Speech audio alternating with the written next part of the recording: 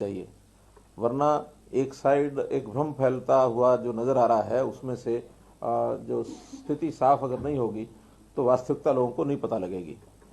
एक पंचायत हमने पीछे नारनौल में की थी, उसकी जानकारी सब लोगों को हुई।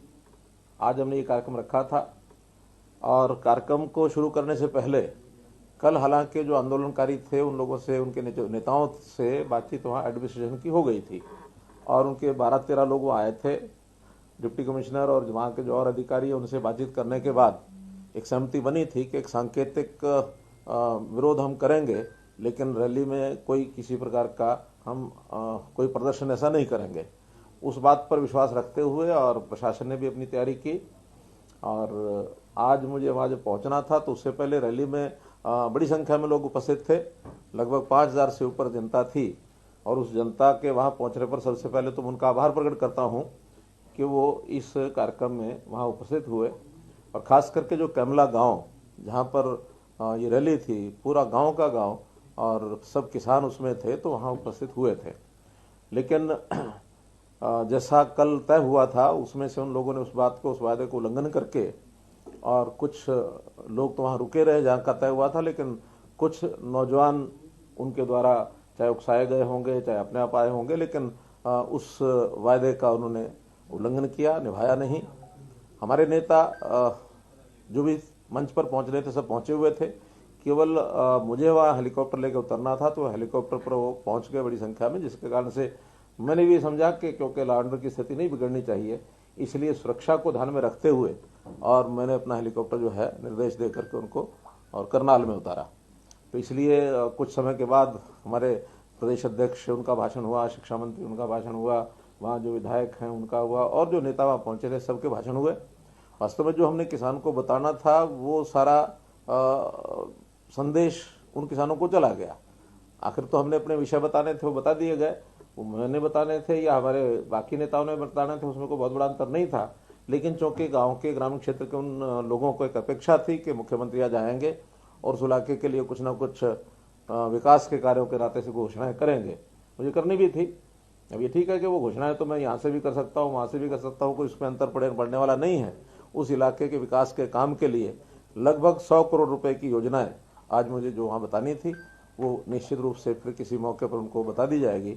और 3 प्रोजेक्ट्स उनका उद्घाटन था 47 करोड़ रुपए का, वो भी वहाँ एडमिनिस्ट्रेशन ने या तो कर दिया होगा, नहीं तो फिर किसी मौके पर ऑनलाइन उसका उद्घाटन कर दूंगा। लेकिन कुल मिलाकर के आज के इस घटनाक्रम पर इतना जरूर मैं कहना चाहूँगा कि हमारे देश में एक स्थापित लोकतंत्र है, मजबूत लोकतंत्र है। और मजबूत लोकतंत्र में हमने ये पाया है कि हमें बात कहने का अधिकार सबको है, विपक्ष को भी है, पक्ष को भी है।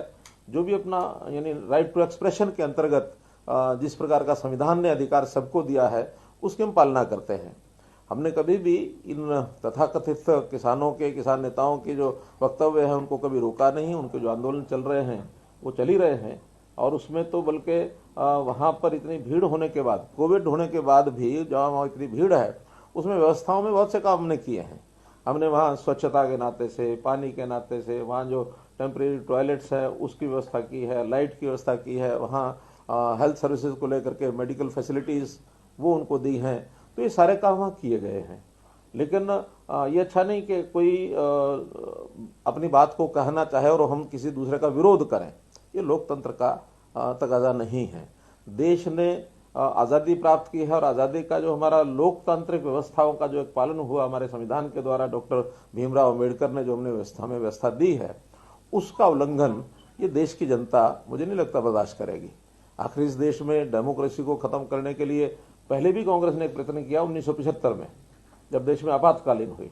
तो आपातकालीन के समय कांग्रेस का ये जो घिनौना काम है उसको लोगों ने उस समय पहचाना और कांग्रेस को नेस्तनाबूद किया, धराशायी किया। सत्ता इतने लंबी पुरानी उनकी सत्ता थी, उसको उखाड़ के फेंका। तो ये लोकतंत्र के प्रति हमारे देश की आस्था है, जनता सब जानती है।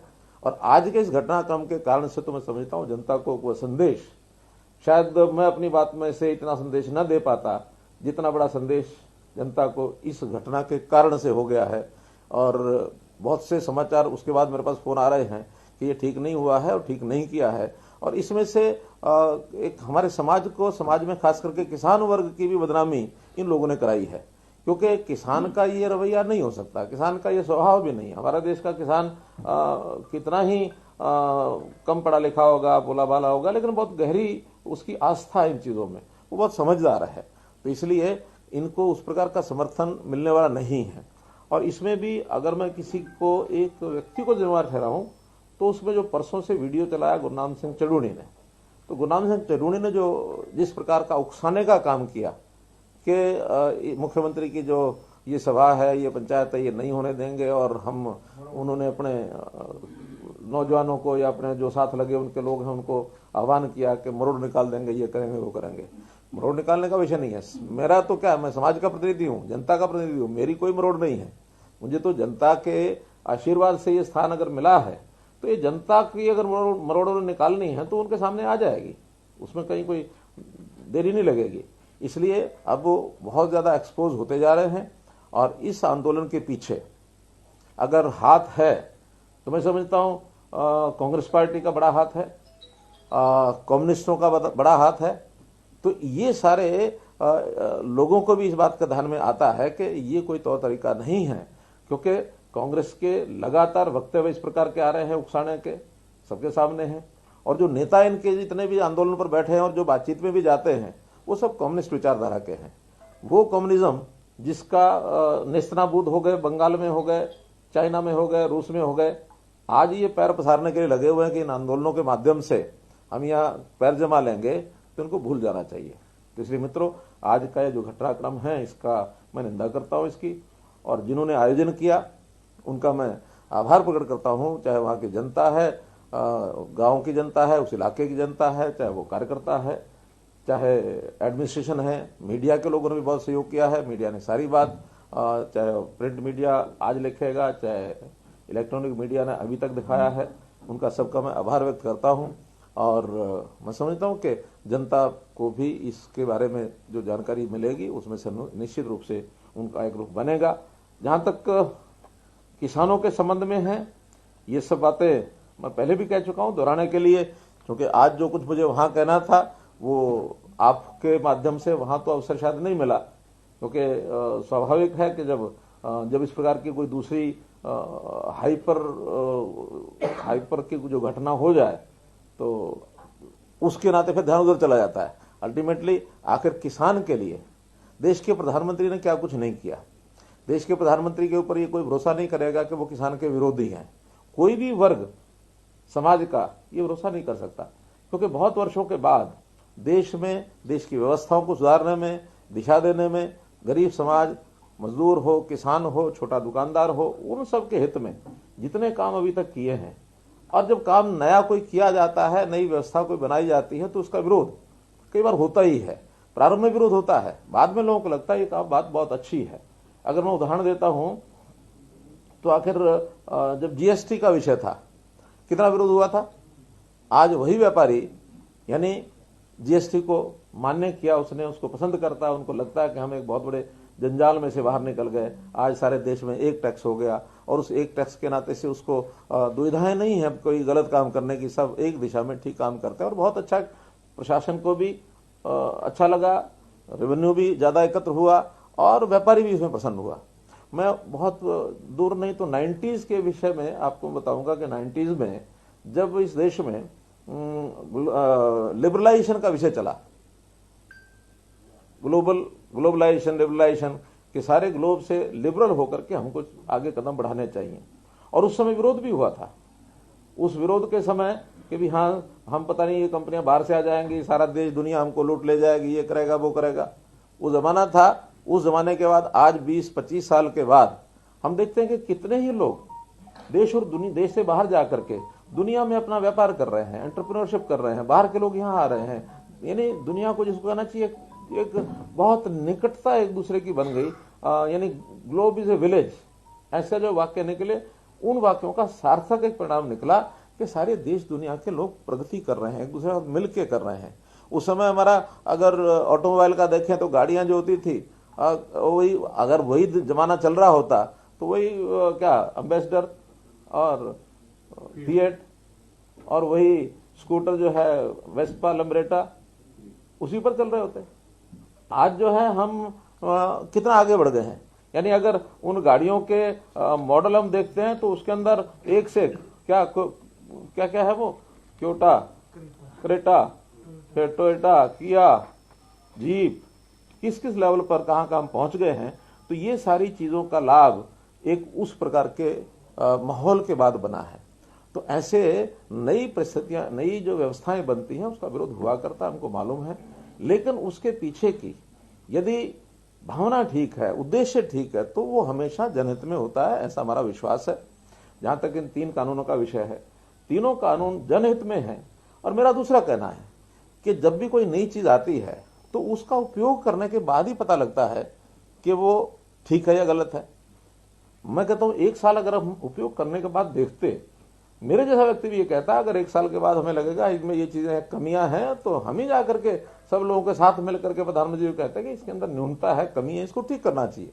हालांकि आज भी बहुत से जब शुरू में विषय निकाले गए कि इसके अंदर इन प्रावधानों के अंदर बदल करना चाहिए, तो बदल करने के लिए आज भी सरकार तैयार है। लेकिन जो एक रट लगाई कि मैं ना मानू, मुझे तो चाहिए ना, क्या ना, तीनों कानून वापस लो। अब ये कोई जिद से ये प्रकार चीजें नहीं चला करती हैं। इसलिए 1 साल भर हम उसका उपयोग करें और कोई गलत बात लगती है तो उसको हम छोड़ देंगे। और छोड़ने को भी आज भी बंधे हुए नहीं है। आज भी ये तीनों जो कानून हैं, ये कोई ऐसा नहीं है कि अनिवार्यता है किसान के लिए, अनिवार्यता नहीं है। मंडियां हैं, जहां तक मंडी का विषय है, सरकारी मंडियां आज भी हैं, आगे भी रहेंगी। उसके अंदर एमएसपी आज भी है, आगे भी रहेगा। एक रास्ता अल्टरनेटिव दिया गया है कि अगर प्राइवेट भी कोई मंडी आके खुलती है, उसमें यदि किसी को लाभ लगता है तो जाके बेचेगा, नो कंपल्शन। तो एक अल्टरनेटिव रास्ता दिया है, उसमें एमएसपी से ऊपर अगर मंडी में जाके कोई खरीदेगा तो उसको, किसान को बेचने में कोई आपत्ति नहीं होगी, बल्कि उसको लाभ ही होगा। पहले ये नहीं था। एपीएमसी एक्ट में एक प्रावधान है कि हर एक परचेजर जो है, जो बायर है, उसको अपने आप को रजिस्टर कराना पड़ेगा। मंडी से बाहर ना कोई बेच सकता, ना कोई खरीद सकता है। एमएसपी जो है मिनिमम सपोर्ट प्राइस नहीं, बल्कि मैक्सिमम, जिसको कहना चाहिए मैक्सिमम सेलिंग प्राइस, ऐसी उभर गई। हर किसी को लगता है ये एमएसपी है, इसके ऊपर नीचे तो करना नहीं, इसी पर खरीदना है, मामला खत्म। आज किसान को एक अल्टरनेटिव मिला। इसी प्रकार कंट्रैक्ट का जो नियम है, कंट्रैक्ट की खेती, कंट्रैक्ट की खेती किसी न किसी रूप में पहले भी तो चलती थी। आखिर 2 व्यक्ति मिलकर के, एक के पास जमीन होती थी, दूसरा उसको बुआई करता था। जमीन वाला इतना समय नहीं था या उसके पास साधन नहीं थे, या वो और कोई काम करता था अपनी खेती, वो जब नहीं करता था तो दूसरे को बटाई पर देता था। बटाई के नियम अलग अलग होते थे, कभी आधी आधी की बटाई होती थी, कभी 5वें हिस्से की बटाई होती थी, वो सब नियम अलग अलग हैं। और कभी ठेके के ऊपर होती थी, पैसा ले लिया और जो बुआई करने वाला उसी का नफा घाटा उसी का होगा। तो जो प्रकार पहले चलते थे आज थोड़ा बड़े स्वरूप में दे दिए। उसमें इतना ही तो कहा कि अगर आप चाहें तो किसी कॉर्पोरेट घराने को भी अगर कोई आता है, वो अगर कॉन्ट्रैक्ट पे करना चाहता हो तो उसके साथ कर सकते हो, करना जरूरी नहीं है। कोई किसान उसकी मर्जी हो तो करेगा, नहीं तो नहीं करेगा। इसके लिए किसी प्रकार का कोई बंधन या जबरदस्ती या अनिवार्यता ये बिल्कुल कहीं नहीं है। तीसरा, भंडारण का विषय। भंडारण में क्यों अनिवार्य है? इसलिए है कि भंडारण के बिना हमारी जितने भी फल, सब्जियां और अन्न है, प्रधानमंत्री जी ने स्वयं हमको जो आह्वान किया, बताया कि 1 लाख करोड़ रुपए की फसल, फल, सब्जी ये साल में खराब हो जाती है लगभग। अगर हम हरियाणा की बात करें तो उसमें अगर क्योंकि 3-4%, 5% तो हमारा योगदान होगा ही, तो 5% का मतलब है कि 5,000 करोड़ रुपया यहां भी जाता होगा, 3-4 हजार करोड़ रुपया यहां भी जाता होगा। कितने फल सब्जियां खराब हो जाते हैं, गोदाम में पड़े पड़ा अन्न सड़ जाता है। कुछ लोगों का उसमें इंटरेस्ट भी होता है कि सड़ जाए तो ठीक, उसके बाद हम इसको खरीदेंगे। तो ये सारी चीजें ठीक हों, किसान को भी कोई वेयर हाउसिंग बनाने के लिए, कोल्ड स्टोरेज बनाने के लिए, कोई भी व्यक्ति, न्यू एंटरप्रेन्योर, स्टार्टअप, किसान या कोई व्यापारी इन व्यवस्थाओं में आकर के काम करेगा तो सहयोग मिलेगा सरकार को। सारी व्यवस्थाएं सरकार के ऊपर छोड़ना संभव भी नहीं है, हो भी नहीं सकती हैं। सरकार आखिर कितना करेगी? और सरकार के काम भी ये नहीं है। व्यापार करना सरकार का काम नहीं है। सरकार का काम व्यवस्थाओं को ठीक करना है। हाँ, जब कभी टकराव, इन चीजों में, इंटरेस्ट में जब टकराव होता है, प्रतियोगिता होती है, तो उसमें कहीं ना कहीं इस प्रकार के विषय भी होते हैं कि कोई एक मानो व्यक्ति लाभ कमाता है तो कई बार दूसरे की कॉस्ट पर कमाता है, दूसरे को हानि होने लग जाती है। तो कोई किसी की कॉस्ट पर काम न करे, संतुलन बैठाना ये सरकार का काम होता है। सरकार उसमें नियम पॉलिसीज बनाती है। तो इसलिए मित्रों, ये जो चीजें हैं, भंडारण की हो, चाहे कॉन्ट्रैक्ट खेती हो, चाहे मार्केटिंग की बात हो, ये सब किसान के हित में बनाई गई है, लेकिन सभी ऑप्शनल हैं। कोई भी कंपलसरी ऐसा विषय नहीं है कि किसान को इसके ऊपर जाना ही जाना है। किसान को जिस दिन लाभ लगने लगेगा उस दिन वहां जाएगा। लेकिन हम तो और भी किसान के हित में कितनी बातें और कर रहे हैं। आखिर किसान का जो समस्याएं हैं, सबसे बड़ी समस्या उसकी जमीन का जो रेवेन्यू रिकॉर्ड है, वही इतने फंसे हुए हैं कि उसमें इतनी लिटिगेशन, झगड़े। हम उस पर डिजिटलाइजेशन कर रहे हैं, उसको डिजिटलाइजेशन के माध्यम से उसको दुरुस्त कर रहे हैं ताकि उनके आपसी झगड़े पिछले खत्म हो, आगे झगड़े ना हो। कितनी जमीन खराब है, और जमीन की सीमा है हमारे यहाँ 70,000 72,000 एकड़, 70-72 लाख एकड़, ये हमारी एग्रीकल्चर लैंड है। तो उसमें से भी 8-10 लाख एकड़ खराब जमीन है, सलाइन है, एल्कलाइन है। हम उसको ठीक करने के लिए लगे हैं। हमने टारगेट रखा कि इस साल 1 लाख एकड़ हम जरूर ठीक करेंगे। तो उस 1 लाख एकड़ के लिए किसानों को आह्वान भी करेंगे। उसके साथ कुछ थोड़ा बहुत उसका भी इंटरेस्ट जागना चाहिए कि मैं जमीन ठीक कराऊंगा तो मेरी जमीन का लाभ मुझे ही होगा। तो पहले 1 लाख में कौन आगे आता है उसका हिसाब करेंगे। इसी प्रकार से कौन क्या फसल बोए, क्रॉप का, यानी उसका जो टोटल क्रॉप कितनी हो, इसके टारगेट्स हमारी आवश्यकता के हिसाब से वो हम रखने के लिए योजना बना रहे हैं। किस किसान, यानी किसान को कौन सी फसल बोने में लाभ ज्यादा है। आखिर तो किसान भी इनकम के लिए काम करता है ना, तो इनकम ज्यादा किस में हो सकती है, एक जैसे इनकम में तो सब में तो नहीं होती। तो आज हमारी आवश्यकता किस चीज की है, हमारी आवश्यकता सब्जियों की है, फल की है, मसालों की है। आज हमारी आवश्यकता यानी गेहूं की और धान की उतनी नहीं है। देश को भी जितना पैदा होता है उससे सरप्लस है। हमें रिक्वायरमेंट जो फूड सिक्योरिटी की रिक्वायरमेंट है इस साल का और 1 साल का और 2 साल का फूड ग्रेन हमारे स्टॉक में रहना चाहिए। आज 5 साल का फूड ग्रेन हमारे स्टॉक में है, इसका मतलब 3 साल और आगे तक भी रखा हुआ है। तो अगर उसको हम थोड़ा कम करेंगे, इक्विलिब्रियम जो है, संतुलन जो है बैठाना पड़ेगा। बाकी चीजों का आवश्यकता उसमें हम करेंगे। बहुत चीजें ऐसी जो इंपोर्ट करते हैं विदेश से। अब एक फल है मानो अंजीर, अंजीर हमारे देश में नहीं होता, हो सकता है। अभी मैंने साइंटिस्ट से पूछा, मैंने कहा अंजीर क्यों नहीं होता भाई, उन्होंने हो सकता है। मैंने कहा हो सकता तो करो इस बार हरियाणा में, ज्यादा नहीं तो 150 एकड़ की खेती शुरू करो, बाद में देखेंगे और ज्यादा। अभी तो सारा पश्चिमी देशों से वहीं से आता है सब। तो इसलिए और बहुत सी चीजें हैं, खजूर है बाहर से आता है, कई फल ऐसे हैं, कई सब्जियां ऐसी हैं जो हमारे यहाँ नहीं होती हैं। तो उन चीजों की खेती करके हम उन चीजों को आगे बढ़ा सकते हैं। फिर जो चीज हमारे यहाँ सरप्लस होती है उसका क्या हम उसके बाई प्रोडक्ट बना सकते हैं, क्या उसकी प्रोसेसिंग कर सकते हैं, क्या प्रोसेसिंग करके हम उसको कहीं एक्सपोर्ट करेंगे, या अगर मार्केट में बेचेंगे, जहां उसकी मार्केट है वहां उसको भेजेंगे। मार्केट भी कई प्रकार की, एक सामान्य गरीब आदमी की मार्केट है, वो तो अपना 2 समय का भोजन कर सकता है, उसको उतना उपलब्ध होना चाहिए, उसकी सिक्योरिटी उसकी होनी चाहिए। फूड सिक्योरिटी में वो सिक्योर है। फूड सिक्योरिटी में 1 रुपया 2 रुपया 3 रुपया किलो अनाज जो है वो उसको मिलता है, और वो सरकार जो है उसको प्रोक्योर करती है। प्रोक्योरमेंट करने के बाद अनिवार्यता है सरकार की, देना ही पड़ेगा। तो इसलिए वो प्रोक्योरमेंट वो तो समाप्त हो नहीं सकती। लेकिन अच्छे ऐसे लोग जो अपनी कैपेसिटी अच्छी रखते हैं, जो जिनकी क्षमता है, बाइंग कैपेसिटी है, वो खाने के अच्छे प्रकार भी खरीदते हैं। जब अच्छे प्रकार खरीदते हैं तो उसके प्रोडक्ट वैसे ही बना करके बेचे जा सकते हैं। अब आलू है 5 रुपए 10 रुपए केजी है, लेकिन आलू की जो चिप्स है बनी हुई वो 20 रुपए पैकेट से लेकर 100 रुपए पैकेट तक है। तो ऐसे ही सब चीजों के प्रोडक्ट सीधा जो है एक सीमा होती है हर चीज के उपयोग करने की, चीनी है। अब सीधी उपयोग तो नहीं हो सकती, कोई सीधी थोड़ी खाएगा, उसके प्रोडक्ट बनते आगे, प्रोडक्ट बना करके आगे बेचेंगे। हमने बाजरा खरीदना शुरू किया, बाजरे का उपयोग तो हमारे यहाँ 2 लाख मीट्रिक टन का है, हमने 7.5 लाख मीट्रिक टन खरीद लिया। तो इसमें से प्रोडक्ट बनाएंगे हम, प्रोडक्ट बनाने के बाद इंडस्ट्री लगाएंगे, और ये इंडस्ट्री लगाने के लिए जनता को, उसमें किसान भी होगा, किसान का बेटा भी होगा, सब होंगे, उनको इसके लिए हम आह्वान कर रहे हैं, आगे बढ़ा रहे हैं। तो ये सारी चीजें यानी एग्रो बेस्ड इंडस्ट्री या किसान की आय अधिक बढ़ाने के लिए जो एलाइड जो प्रोजेक्ट्स हैं किसान के लिए, मानो खुम्बी फार्म है, मानो मधुमक्खी फार्म है, पिगरी है, ये डेयरी है, पोल्ट्री है। तो ऐसे बहुत से ऐसे प्रोजेक्ट हैं कि जिनको किसान के साथ, खेत के साथ लगाने में हम सहयोग कर रहे हैं ताकि उसकी आमदन बढ़े। सामान्य किसान और साथ में प्रोग्रेसिव फार्मर, हमने प्रोग्रेसिव फार्मर को आह्वान किया है कि आप आइए आगे, अपने जैसे 10 किसान और बनाइए, हम आपको सहयोग करेंगे। हमने कंपटीशन पैदा करने के लिए उनकी सम्मान योजना एक बनाई है ताकि किसान आगे आए। पानी की आवश्यकता के लिए हम कर रहे हैं। लखवार डैम है, रेणुका डैम है, किसाऊ डैम है, इसके ऊपर हम काम कर रहे हैं। एसवाइल का लड़ाई चलेगी, चलती रहेगी, कब सफलता मिले कब ना मिले, लेकिन जो कुछ नए प्रोजेक्ट्स हैं वो भी तो हम कर सकते हैं। फिर जितना पानी है उसके लिए हम मानो माइक्रो इरिगेशन के प्रोजेक्ट, ताकि कम पानी में ज्यादा सिंचाई हो जाए।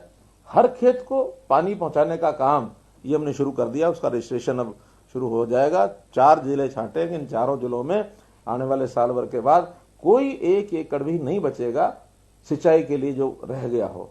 उसके लिए उस प्रकार के बड़े प्रोजेक्ट बनाएंगे, पीपीपी प्रोजेक्ट बनाएंगे, सोसाइटीज बनाएंगे, सरकार मदद करेगी। 85% हम उसमें सब्सिडी दे रहे हैं। तो ऐसे कितने ही काम हमारे एजेंडे में हैं।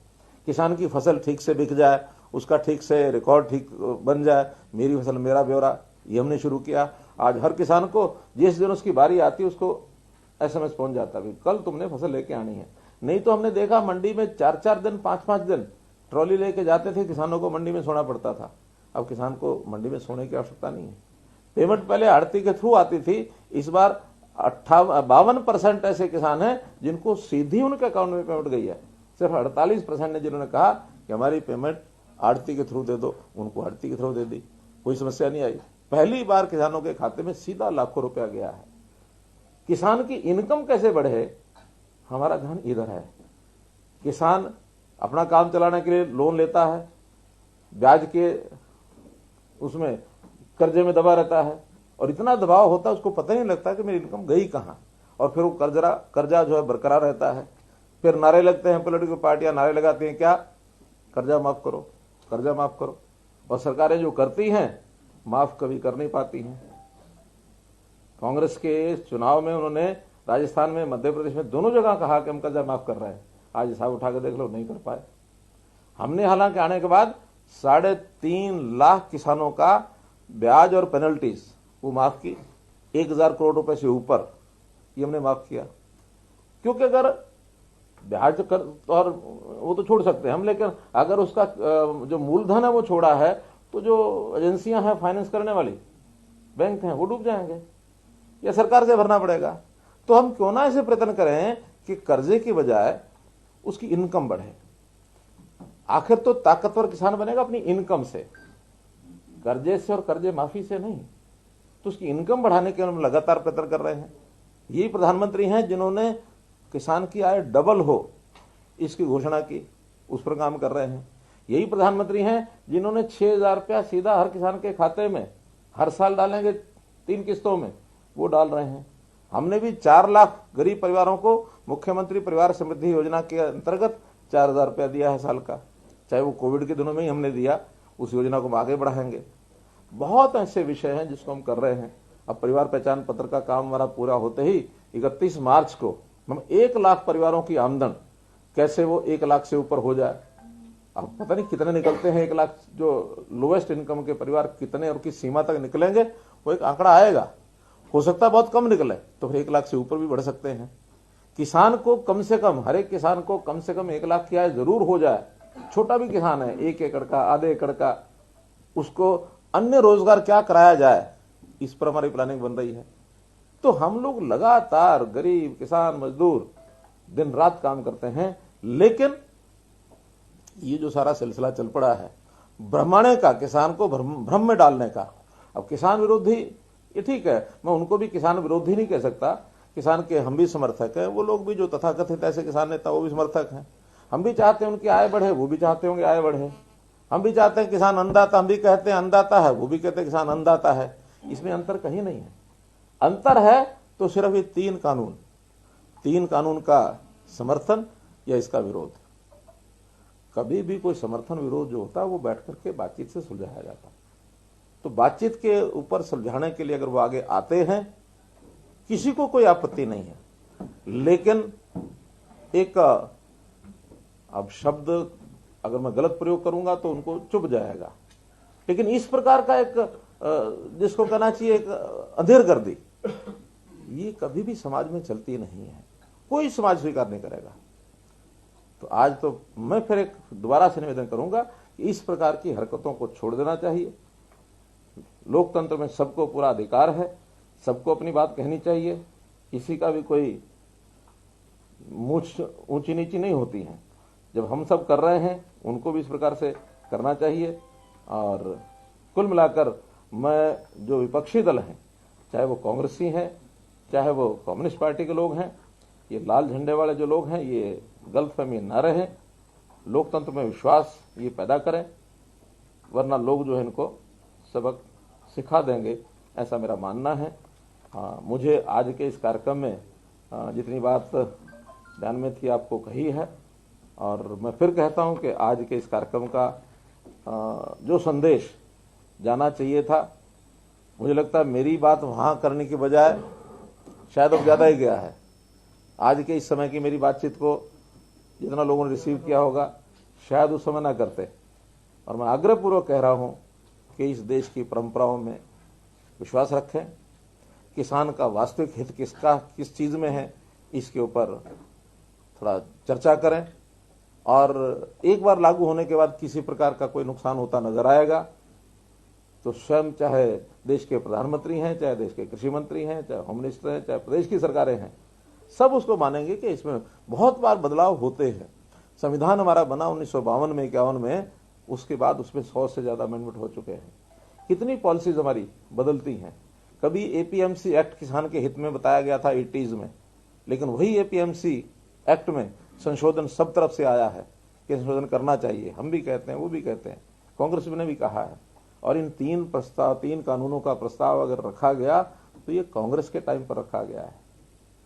कांग्रेस क्योंकि कभी भी जो चीज को आगे बढ़ाना चाहती है तो उसमें हिम्मत नहीं होती आगे करने की, क्योंकि कांग्रेस के बारे में पहले जैसे कह चुका हूं कि कांग्रेस एक यथास्थितिवादी पार्टी है। कभी भी कुछ नया करने में उन्हें हिम्मत नहीं होती, डर लगता है उनको। और फिर जब डर लगता है, बाद में जब काम हो जाता है तो उनको एक और खतरा महसूस होता है, हम तो नहीं कर पाए, ये कैसे कर गए। फिर उसके लिए समाज के वर्गों को, भिन्न भिन्न वर्गों को उसमें भय पैदा करना, और ये भय पैदा करके इस प्रकार का वातावरण बनाना, ये सब उनका बहुत समय से पहले से ही ऐसा वातावरण रहा है। क्योंकि इन्होंने 370 के समय भी यही किया, इन्होंने राम जन्मभूमि के समय यही किया, इन्होंने सीएए के समय यही किया, आज भी यही कर रहे हैं। तो इसलिए न करें, क्योंकि इस लोकतंत्र में आस्था हमको तो रखनी है, उनको भी रखनी ही होगी। नहीं रखेंगे तो जनता उखाड़ के फेंक देगी। मुझे इतना बात कहना। आगे भी प्लान की जाएगी क्या? और आगे आज जो पंचायत प्लान थी वो आगे जारी रखी जाएगी? हमारी पार्टी के लोग इस पर निर्णय करेंगे। सीएम साहब, किसान लगातार ही कह रहे हैं कि जब भी हम पहले दिल्ली की ओर गए तब भी हम पर वाटर कैनल और टीयर गैस का इस्तेमाल किया गया, आज भी टीयर गैस और वाटर कैनल का इस्तेमाल किया गया। मुख्यमंत्री ऐसा लग रहा है कि किसान नहीं, तो आपको क्या लगता है कि ऐसी छूट कुछ भी दे दी जाए, कुछ भी करें? हम यहाँ बैठे अपना ये प्रेस कॉन्फ्रेंस कर रहे हैं और बाहर कोई 100-200 लोग आ जाए, हम तो आपको प्रेस कॉन्फ्रेंस को डिस्टर्ब करेंगे। हम तो शांतिपूर्वक जा भी रहे थे और शांति इंटेलिजेंस फेलियर है। नहीं, कोई फेलियर नहीं है, कोई फेलियर नहीं है। 2 दिन पहले से पता लग गया था, उनसे बैठ के बातचीत हुई थी, और बातचीत होने के बाद वहां फोर्स भी थी। आखिर उस फोर्स नहीं तो उनके ऊपर, लेकिन एक विश्वास होता है, जो विश्वास किया गया तो विश्वासघात कोई करेगा तो उसके साथ कुछ तो करना पड़ेगा। तो आप मानते हैं कि सरकार किसानों को समझा पाने में असफल नहीं? कोई असफल नहीं है। समझ ही नहीं पा रहे हैं। अरे मैं करूं, कोई असफल नहीं है। हमने अपनी बात समझा दी ना, और इतनी घटना के बाद तो ज्यादा अच्छी प्रकार से समझा दी। शायद अगर ये घटना नहीं होती तो मैं आपके माध्यम से सारे देश दुनिया को बता ही नहीं पाता, ये वहीं से आपको खबर लेनी पड़ती। इसलिए इसमें कोई समस्या नहीं आई है, किसान समझ रहा है, और बहुत थोड़ी संख्या में कम लोग जो हैं इसके ऊपर एक। और फिर दूसरा मेरा कहना है, किसान की समस्या है ही नहीं जिसके ऊपर ये बात कर रहे हैं, राजनीति है, शुद्ध राजनीति है। और इस शुद्ध राजनीति में जो फोर्सेस पीछे लगी हुई है मैंने आपको बता दिया, नाम लेके बता। ऐलान किया हुआ है कि 26 को हम दिल्ली भी जाएंगे, देखिए, हजारों की तादाद में पैदल जाएंगे। 26 को किसी पार्टी का कार्यक्रम नहीं है। 26 अगस्त एक राष्ट्र गौरव का दिन होता है। हमारे 26 जनवरी, हाँ 26 जनवरी एक राष्ट्र गौरव का दिन होता है। तो इस राष्ट्र गौरव के दिन में किसी की राजनीति नहीं होती है, और उसको भी अगर वो राजनीतिक उपयोग करेंगे तो ये बहुत ही मतलब एक शर्म का विषय होगा इस देश के लिए। दुनिया क्या देखेगी, क्या कहेगी।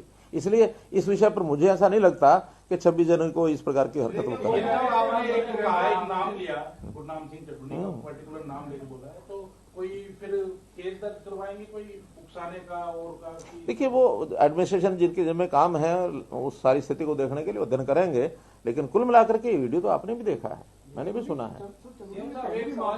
जैसे शाहबाद में पूर्व मंत्री के घर पे घेराव और उनके घर में घुसने तक का मामला, इसके अलावा एक किसान की मौत जो हुई ट्रैक्टर रैली के दौरान वो मामला, इस तरह के तमाम मामले ऐसे, इसके बावजूद फिर हम तो यही कहते हैं ना कि विषय को बढ़ाया न जाए। हम कोई किसी के खिलाफ कोई हमारा विरोध का वैसे भावना नहीं रहती है कि भी किसी को परेशानी करना है, किसी के खिलाफ कोई हमारी बदले की भावना है, ऐसा नहीं। अगले को समझाया जाता है ये नहीं करना चाहिए। आज भी मैं ओपनली समझा रहा हूँ कि गलत किया है, नहीं करना चाहिए।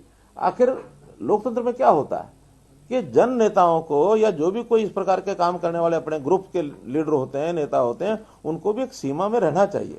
और सीमा तोड़ते हैं तो हमें कुछ करने की आवश्यकता है कि नहीं है, जनता कर देगी, जनता कर देगी। आपके कई प्रश्न हो गए। घोषणाएं करने वाले थे आज, उन पे मोटा मोटा बताना चाहेंगे कि क्या घोषणा आज वहाँ के लिए होनी चाहिए? देखिए वहाँ के स्थानीय कुछ डिमांड्स थी, वो थोड़ा अगर बताएं। हाँ, जैसे मानो एक तो वहाँ बाईपास था चौरा गांव का किसका 30 करोड़ रुपए तो उसी के ऊपर लागत आने वाले थे। मेरे पास वो लिखी है सब, मोटा मोटा जो है वो बताता हूँ, बाकी छोटे काम तो बहुत हैं। एक वहाँ इंद्री एस्केप का मामला है घरोंडा एरिया में। वहाँ बहुत बड़ा पानी इंद्री साइड से निकल करके और उसको लगभग 500-600 एकड़ को पानी खड़ा हो जाता है और वहाँ उसकी खेती ठीक से होती नहीं है। तो उनकी बहुत बड़ी डिमांड थी। हमने उसकी रीमॉडलिंग और उसकी स्ट्रेंथनिंग करने के लिए एक योजना बना रखी है, और उसमें कोई 50-60 एकड़ जमीन में एक बहुत बड़ा वाटर रिचार्जिंग सेंटर बनाएंगे, जिसके अंदर एक झील टाइप ऐसे बनेगी ताकि 500-600 एकड़ की बजाय वो एरिया 50-60 एकड़ सीमित जो पंचायत की जमीन है 2-3 गाँव की, उसके अंदर करेंगे ताकि लोगों को वो जमीन जो बोने के लिए आसानी से मिल जाए। एक तो बड़ा काम ये था। इसी प्रकार वहाँ कुछ कम्युनिटी सेंटर्स है कुछ गाँव के। एक अंडरपास है नेशनल हाईवे 44 का, ये मैंने अपने मंत्री हमारे जो रोड सरफेस रोड के नितिन गडकरी जी हैं उनको लिख दिया है पत्र, उसका निर्माण होगा। नेशनल हाईवे 44 जो जीटी रोड है इसके अंडर है। एक गर्ल्स स्कूल की वहाँ की चौरा के पास एक गर्ल्स स्कूल के निर्माण की बात है। इसी प्रकार से एक block level training centre self help groups के लिए ऐसी एक वहाँ की मांग है, वो हमने उसमें उनको बता दिया है कि वो हम करेंगे। कुछ गांव के कम्युनिटी सेंटर हैं लगभग 10 गांव के, वो उनको कर देंगे हम उनके लिए। 10 गांव में इसी प्रकार से जो योग कम व्यायामशाला, जिसमें से एक बड़े गांव का कोई जहां 5-6 एकड़ जमीन हो गई उसमें स्टेडियम और बाकी जगह में व्यायामशाला आसपास के जो गांव हैं ये सब करेंगे। कुछ 8 गांव के स्कूलों की नई बिल्डिंग बहुत पुरानी हो चुकी है, वो हमने मंजूर की है। एक हैफेड का कोल्ड स्टोरेज बस्ताड़ा गांव में, ये लगभग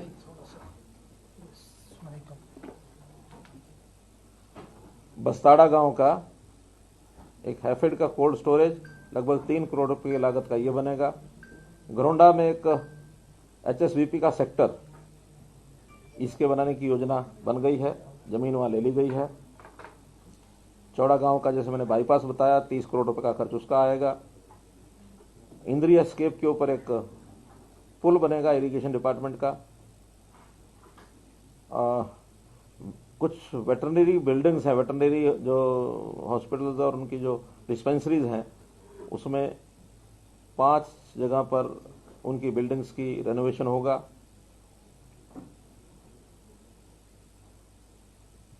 कमला गांव के कुछ 3-4 काम उन्होंने अलग से बताए हैं, वो सब करके और अलग से 2 करोड़ रुपए की उनकी हमने कैश ग्रांट भी उनको मंजूर की है।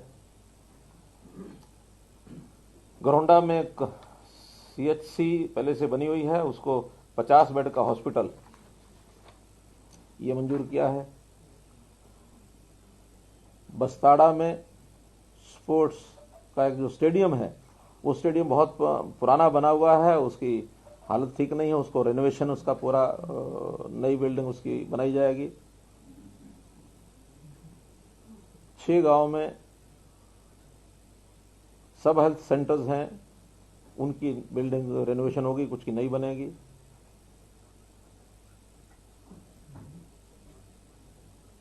कुछ रोड्स हैं छोटी बड़ी,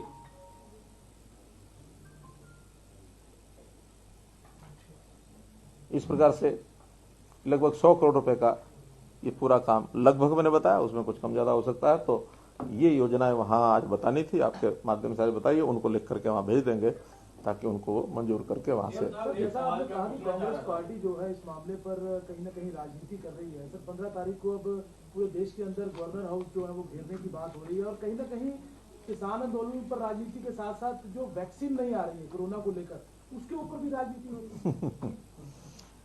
इसमें हंसने के अलावा और कोई बात नहीं है। बस कोविड का ये वर्ष न केवल अपना प्रदेश देश बल्कि दुनिया का, और उसमें भी एक मानवता के अगेंस्ट एक इस प्रकार की एक संकट आया है। उस संकट के ऊपर भी इनको सहयोग देने के बजाय इस प्रकार की बातें सूझती हैं। ये कोई भारतीय जनता पार्टी का कार्यक्रम नहीं है, ये कोई किसी एक व्यक्ति का कार्यक्रम नहीं है। यानी इतनी बड़ी बीमारी फैली है, उसको किसी न किसी प्रकार से सारे सब देश काबू करने में लगे हैं। बल्कि अच्छी बात तो यह है कि वैक्सीन का जो एक रिसर्च जो है, जो अपने देश में हो रहा था, उसी के ऊपर आधारित होकर के ये प्रोग्राम आगे बढ़ा है। और उस वैक्सीन के 2 प्रकार की वैक्सीन हमने उसकी जो मंजूरी मिली है, उसके आधार पर अब इतनी बड़ी संख्या में भी नहीं बन पाएगी कि सारी दुनिया सारे देश को एक साथ दी जा सके। उसके लिए फेजेस बनाए हैं। सबसे पहला फेज में रखा है कि जो हमारे वर्कर्स हैं, फ्रंट लाइनर्स, कोविड वॉरियर्स जिनको कहा है, हमारे यहाँ प्रदेश में लगभग 1.5 लाख वर्कर है वो, तो सबसे पहले उनको करेंगे। फिर उसके बाद आगे एज वाइज या कुछ कैटेगरी वाइज करते हुए कोशिश रहेगी कि ज्यादा लोगों को वो उसका कोरोना का यानी इसका जो वैक्सीन है इसका लाभ पहुंचाया जा सकता है कि इस बीमारी का ये चक्र है, ये साइकिल है, ये हम कैसे तोड़वा सकें। मैं समझता हूँ आज के विषय तक अगर हम सीमित रहेंगे तो ज्यादा अच्छा, वरना फिर एक सवाल है कि कोरोना वैक्सीनों की हरियाणा में फी लगाई जाएगी या इसके भी पैसे लिए जाएंगे?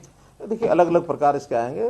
गरीब आदमी को फ्री मिलेगी, और जो आउट ऑफ टर्न अगर लेना चाहेंगे, क्योंकि इसका खर्च तो काफी आएगा, जो खर्च आएगा उसको सब्सिडाइज करने के लिए अगर कुछ लोग सहयोग करेंगे तो अच्छा ही होगा। सीएम साहब, जैसे आज घटना घटी है, ऐसी आगे घटना ना घटे, इसके लिए आज जो सरकारी काम में बाधा पहुंचाई गई है, क्या मामले भी दर्ज किए जाएंगे? देखिए पहला काम अपील करना, हमने अपील की है, और अपील में से चीजें रुक जाएं तो ज्यादा अच्छा होता है। हाँ, आप कुछ बोल रहे थे? सर, दो चीजें, एक तो वैक्सीन के बारे में कि पीछे बात चली थी कि हरियाणा से कुछ लिखकर रिक्वेस्ट नहीं की थी, जो मंत्री हैं डीवीओपी या इस कैटेगरी में है उनको पहले देखिए एक भावना थी कि लोग ज्यादा एक्सपोजर होता है, कोई बड़ी आवश्यकता होती है ऐसा नहीं है। आखिर एक्सपोजर में जिसको एक्सपोजर ज्यादा होता है, जैसे अब जो हमारे कोरोना वॉरियर्स हैं उनको पहले क्यों रखा गया कि उनका एक्सपोजर ज्यादा है, उस प्रकार के केसेस को डील करते हैं। जनता में घूमने का एक्सपोजर जो है वो पॉलिटिकल लोगों का कुछ ज्यादा होता है, लेकिन फिर भी अब उसके ऊपर हम कोई बहुत रिजिड ऐसा नहीं है। जब भी कभी बारी आएगी तो दूसरी तीसरी बारी में जो 50 वर्ष के ऊपर के हैं, एज वाइज जो ग्रुप बना है 50 वर्ष से ऊपर का शायद प्राथमिकता देंगे, काफी लोग तो उसमें आ ही जाएंगे। हमको इसको सेलिब्रेट करने के लिए कर रहे हैं थोड़ी कि आप इसमें पॉलिटिकल लीडर को आगे लगना ही चाहिए, आवश्यकता के हिसाब से ही कहा है वो, और कुछ नहीं।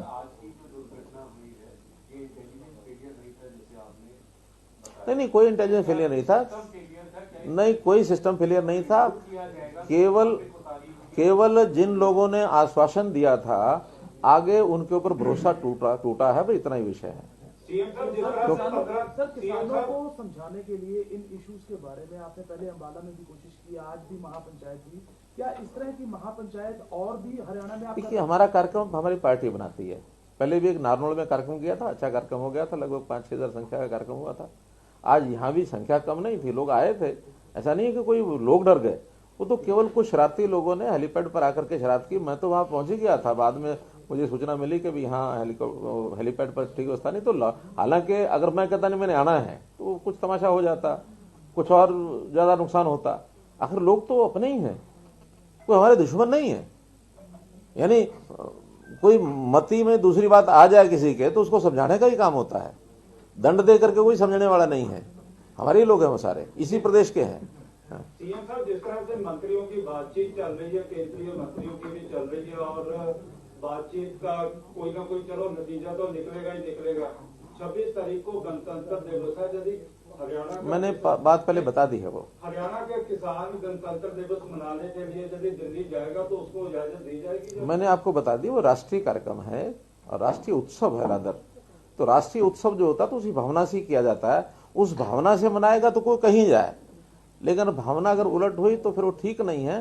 जनता ही अपने आप उनको, मैं समझता हूँ, समझा देगी या उनके आग्रह करेगी तो वो अपने आप विड्रा कर लेंगे इस विषय को, ऐसा मैं मानता हूँ। कई दौर की बातचीत हो चुकी है, आप भी शामिल रहे, दिल्ली गए, रिलायंस और अडानी ने भी अपना फेवर दे दिया। जो 3 चीजों का विरोध था, एक तो कानून वापस लिख है और दूसरा उनका था अडानी और किसान। देखिए, इन कानूनों में सवाल ये था कि इसमें आप इतनी बार शामिल हुए हैं तो आपको कहाँ लगता है मामला कहाँ बैठता है और कैसे सुलझ सकता है, जो पूरे देश की जनता सुलझाने के लिए जितने बिंदु आए हैं सब पर कोई ना कोई मत बनाया जा सकता है, लेकिन वहां तो इतने घंटे बातचीत चलती है, आखिर में एक ही बात होती है कि क्या पंचादा क्या सिर मत्थे पर नाड़ा होते, आखिर में वापस लो जी। तो वापस तो सरकार नहीं लेने वाली, ये तय है। एक मत आ रहा है कि राज्य सरकार को छोड़ दिया जाए ऐसे, तो आपको लगता है उचित है कि राज्य सरकार इसको? वो तो अगर बातचीत में ये विषय निकलता है तो कोई दिक्कत नहीं है। अगर राज्य सरकार भी छोड़ेंगे तो राज्य सरकारों ने कुछ तो नियम पहले से उसमें बदलाव करने होंगे, कुछ नई बातें करनी होगी तो किसी नए स्वरूप में भी हो सकती हैं, उसी में संशोधन किए जा सकते हैं। लेकिन कहीं ना कहीं आपसी बातचीत में होगा तो एक विषय को छोड़कर बाकी सब चीजें डायलॉग के माध्यम से हो सकती हैं। एक चीज क्या कि एज इट इज उसको विड्रा करो, ये मुझे नहीं लगता कि सरकार विड्रा करेगी। सर, आपका जब आज विरोध हुआ उस मामले में भी पहले वक्त भी कांग्रेस के नेता लगातार एक ही बात कह रहे हैं विरोध के बाद कि अविश्वास में आ चुकी है सरकार और सेशन बुलाकर अपना बहुमत।